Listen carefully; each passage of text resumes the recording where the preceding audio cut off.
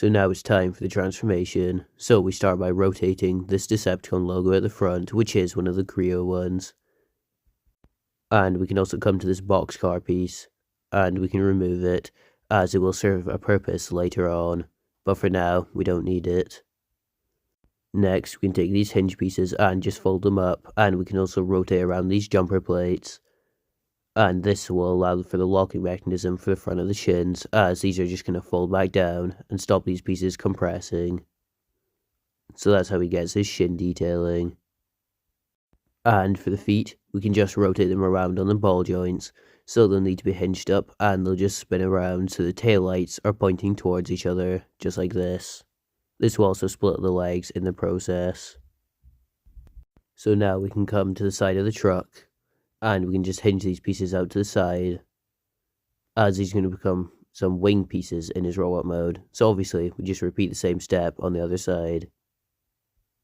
And here's where he really does some mass shifting, as we're going to unfold the legs, so they do just hinge out at those black hinge pieces, and it should look like that.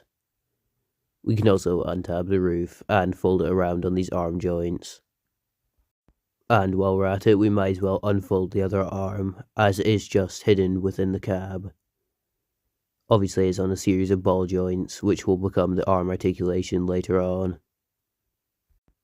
And now there's a hinge which is pretty near the front wheel well, and we can just compress it so that the torso is fully formed. Now we can take those wing pieces and they can slide down, and we can slide the arm assemblies up, as this would just give them clearance to wrap around each other. And using some of the ball joints mentioned earlier, we can just compress the arms into the side. There's no real locking mechanism here, but they should just rest over the wheels. And just to give them a cleaner silhouette, we can rotate in these wing mirror pieces. We can also take the side of the cab and just rotate it around on the stud connection. And this will form some shoulder armor. We can also rotate up the head as it is on these hinge assemblies. So it should just rotate up, and that will also form his spine.